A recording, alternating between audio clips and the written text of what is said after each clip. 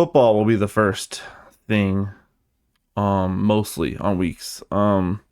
Basically a background on me. I'm a huge football fan. I sit down on my couch every Sunday. Mainly a Commanders fan. We'll mainly discuss Commanders topics on the show. But I will talk about anything. There are some non-Commanders topics here. Um, but yeah, I'm a huge football fan. I've been a Commanders fan my whole life. My family was Commanders fans. Obviously, there were Redskins fans back in the day. But now that we're Washington fans, we're Washington fans. So, um, basically, this is a section for football. I don't know what's happening. All right, let's start with the NFL season is 58 days away. The season will officially start on Thursday, September 4th. I'm really excited for that. Between February and August is basically the worst time of the year because there is no football. Um, I've always been a huge football fan. I used to be a Commander season ticket holder. I was a season ticket holder for 2 years. Went to every home game in those 2 year spans. That was when they were the football team going into the Commanders. Um, I absolutely hate the Washington football team name. I think it's ridiculous. People think it's cool. I did not think it's cool. I don't think the Commanders is a great name, but it is what it is at this point. Um, you know, I think it's better than the old name, truly. As far as the name is considered, I think the old name is as racist undertones, especially in the past. I think it's probably grown out of that, but it still does hold something there. Again, I'm a cis white male, married, happily married. Um, I'm not offended by the name. I'm not Native American in any way, so I'm not offended by the name. And I'm not going to say that people are offended by it, but I will say that it does have some racist overtones from the past. Um, with the season being 58 days away, I will just be counting down how far away we are until we get to football season because that's just what I want to do. Speaking of 58, the DC Defenders probably a few weeks ago now, they won the UFL championship 58-34. Um, I have been to a couple of DC Defender games. I went to one right before COVID, and then I went to one right after they restarted the XFL.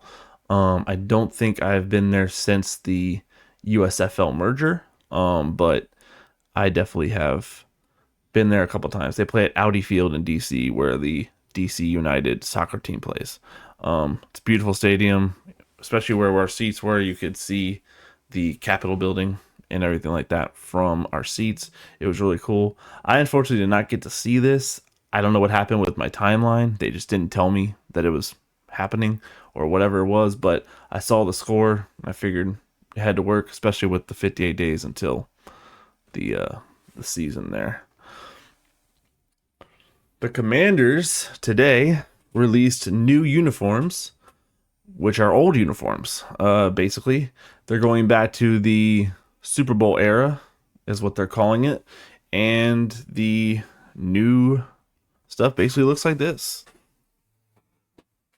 The with the burgundy and gold stripes with the burgundy numbers and the yellow outline, and I'll show you a better look at them here. Um, you can see there, that's kind of their promo image they got for it. And then this is another good look at it. It's Jeremy Reeves there with a little shot of Jaden Daniels' shoulder.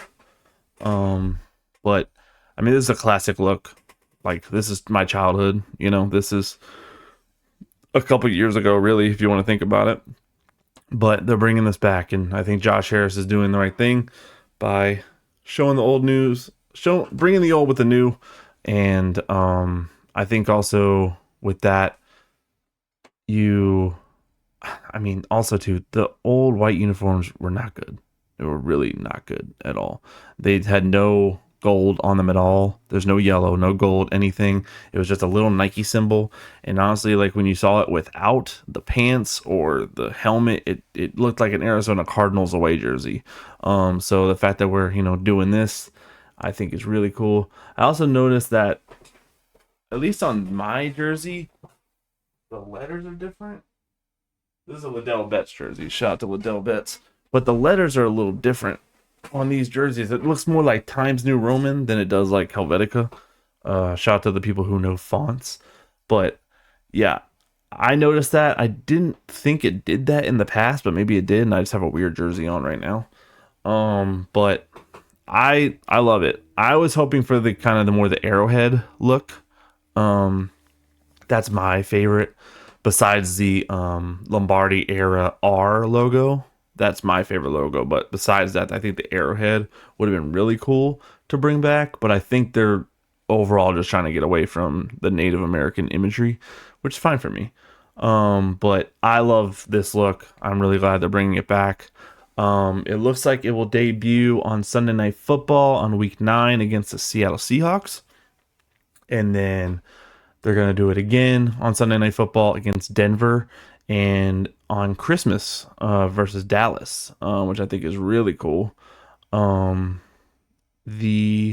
already seen speculation on the internet that people want Denver to rock their really old Denver, like the bright orange with the bright blue stripes on it, to try to have this game be that, because we're going to be wearing white so they can wear those. I think that'd be super cool. Not really sure if that's what Denver's going to do, but I think that'd be really special to do. I'm excited about this. I can't wait to see it. Week 9 is a hell of a long way away, but apparently the pre-orders for these type of jerseys will be available, I want to say they said September, and then you can get them by November. So it would come by the time the games would start, which is really cool. What else is on Le Docket? Let's see here. Commanders fans, Washington, Adam Peters, Josh Harris, Dan Quinn, Cliff Kingsbury, whoever's in charge of giving people deals in the Washington building needs to listen to this right here. Please pay Terry McLaurin whatever he wants. I honestly feel really bad for Terry McLaurin in the fact that he's finally gotten a quarterback that is decent, that can do anything, and this quarterback's actually really good. In Jaden Daniels. So the fact that now at this point it feels like he may not be a Commander come a couple weeks from now. And I really hope I don't have to come back on this podcast and tell you that Terry McLaurin is no longer a Commander. I really hope that's not the case. Lock him down for 3 years, 4 years, 5 years, whatever it is. And I mean, at this point, you could pretty much make it guaranteed. That's my opinion on it. I don't know the semantics about stuff like that, but that's what I want to happen. That has been the face of our franchise forever. It's not been a great franchise forever, but he's been the one to shine out. You've had John Allen's, you've had even Tress Way, if you're really looking deep into it. You've had, Chase Young, but he's gone. You've had a bunch of other people, Trent Williams, but he's gone too. Like, this is the mainstay. This is the staple in Washington. He needs to be here, especially if it looks like we're going to get really close to another Super Bowl again this year. Please pay Terry McLaurin. Please pay Terry McLaurin. What else is next? Aaron Rodgers told Pat McAfee that he is likely leaving after this NFL season. This is interesting because Aaron Rodgers used to be one of my favorite quarterbacks. And as of late, I have not been a huge fan of his. I think he's a little pretentious. I think he thinks he's better than he really is. I mean, and at one point in time, I think he was one of the best. I liked him more than Tom Brady when they were both in their prime, in my opinion. I really liked him a lot better. I thought he could do a lot more than Tom Brady, even though Tom Brady was winning a lot more. I thought he could physically himself do a lot more than Tom Brady ever could.